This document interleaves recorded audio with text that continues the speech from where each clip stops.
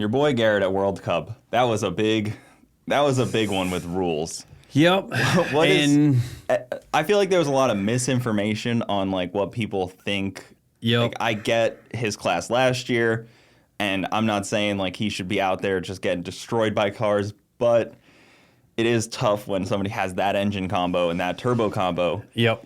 And kind of like Doug said, you have to rule a class by what the potential of a combo is. Yes. And I think Garrett would tell you they've got probably 1,000 horsepower left in that combination when they turn the boost up. You know, Steve's advertised that motor is able to handle 70 pounds of boost, and I think they're still around 50. Can't boast about being able to make the power. Yeah. And then also not getting the class you want. It's a tough one, and I would love to have seen him win and, go into a class that he was more competitive in. Yep.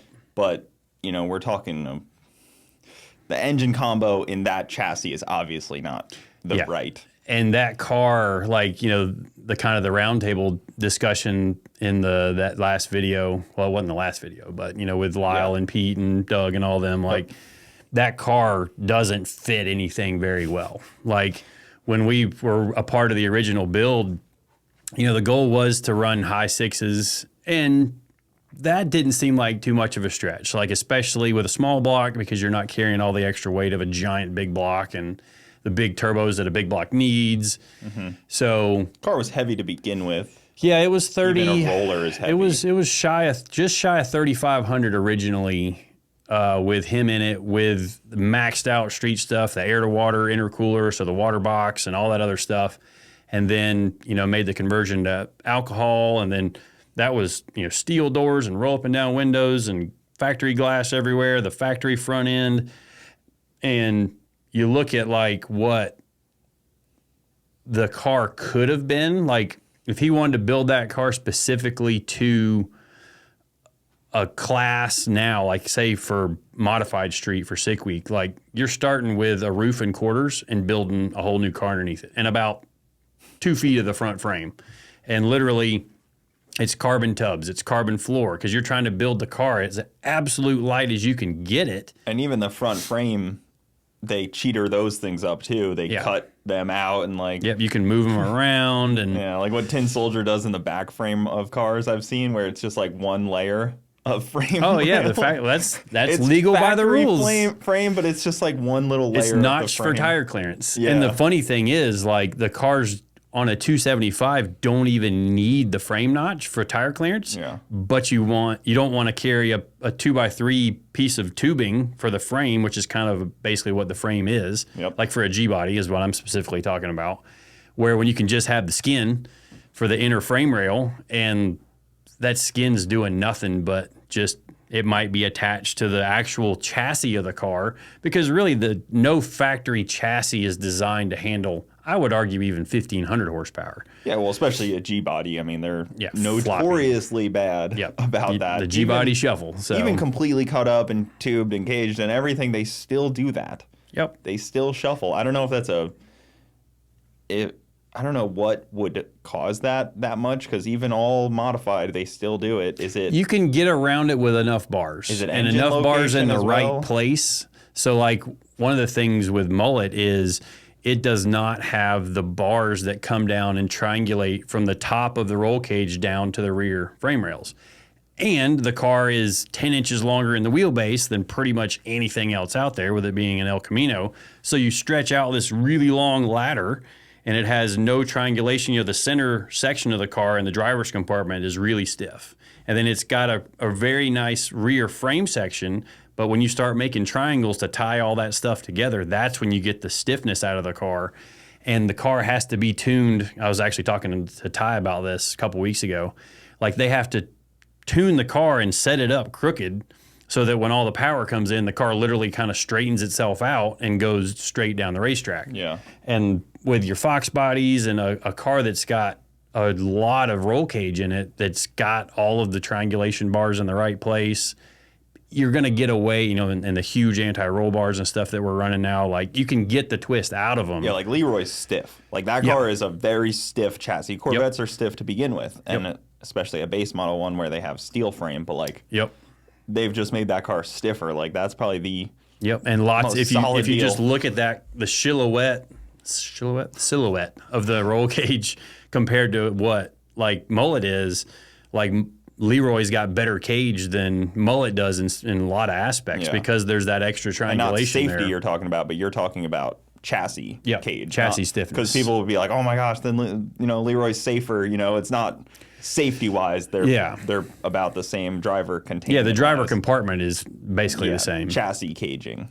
Which is, don't want people to misconstrue that you're saying the El Camino is more dangerous. Granted, at the speeds it's going, 230 plus miles an hour. Like when we were originally building the car, we were hoping to go 200. Yeah. And I should have known better, and kind of put my foot down on putting the rear triangulation bars in the car. But I was kind of like, this is going to be the goal of the car.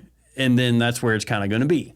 And then he kept growing the car and going faster and faster and faster. And I'm like, golly, that thing was not intended to do what it's doing. Yeah. And the difference in going 690s at 200 versus going 630s at 230 is massive. That's literally 2,500 horsepower different to go from upper sixes to bottom sixes at the mile an hour he's going. Maybe 2,000 horsepower, but it's a lot of horsepower. I know when people talk about that 5 number, it's like that's a world away. Yeah. That is like a different ballpark of car. You're talking about a whole different car. I'm not going to say Mullet can't do it, but it probably shouldn't. I would probably agree with that. And actually, I talked with Ty, and I've even talked with Garrett about it a little bit. And rather than rebuild Mullet, and he may decide to rebuild Mullet with everything that's there. You cut out stuff, you add stuff back to it. And we're in a similar situation with Soccer Mom. Soccer Mom's chassis is only legal for 750. Yeah.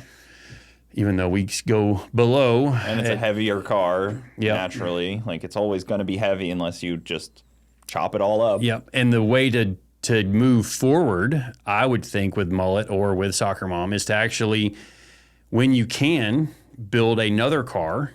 And then you just transplant the engine and transmission and the rear end into the other car, or leave the rear end in it with all the suspension on it. And then you have 2 cars now, because to cut the car completely apart and basically render it useless while you build it back to where it can go faster, you've got downtime, you've got all of the, but you still put the same amount of money in rebuilding car number 1 that you could put into building a completely separate car.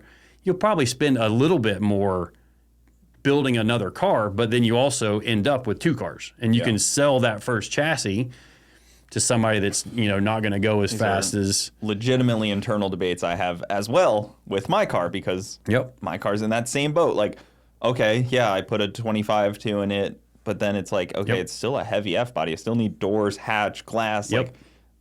I might as well just get a Fox body roller that's already 25.3 and then they're out there too. And put my combination in there and go faster. Yep. Or if you really like the F-body life, the old Catfish Camaro, that car could be 300 to 400 pounds lighter if you started with just quarter panels. Well, you start with a car and then you cut everything out. You put a carbon roof on it, it's carbon tubs. There's literally no factory inner floor left. Mm-hmm. And I would almost argue that when you start getting into that, you want to go faster than 750 range. That's kind of the better way to build a car, is you literally just cut it all out, because working within the confines of, you got to work within the confines of the rules, but working within the confines of the stock body gets you into trouble. You still have to maintain your stock suspension points, at least for some classes, but we've got a car we're working on now where we roof and quartered it, and we kept the firewall, the factory door jambs, the roof, and the quarters, and then literally the entire floor is gone. It's a 25.2, 25.3 dual cert chassis, 4-linked in the back, carbon tubs, carbon transmission tunnel, double frame rail. It'll take anything the guy ever wants to throw at it.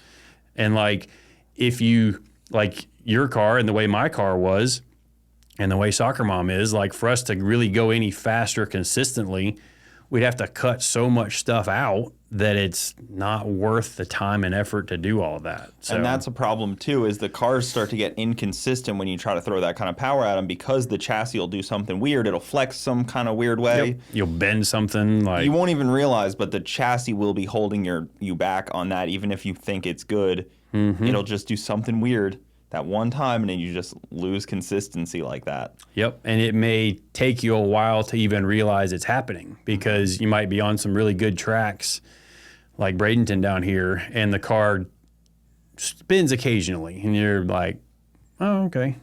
But then you go to another track, and you can't get down the track no matter what you do, and now you're behind the 8-ball, and then it's all of a sudden you start looking deeper into the car for that mechanical issue, and you're like, oh, well, the rear end's cocked a little crooked. That's interesting.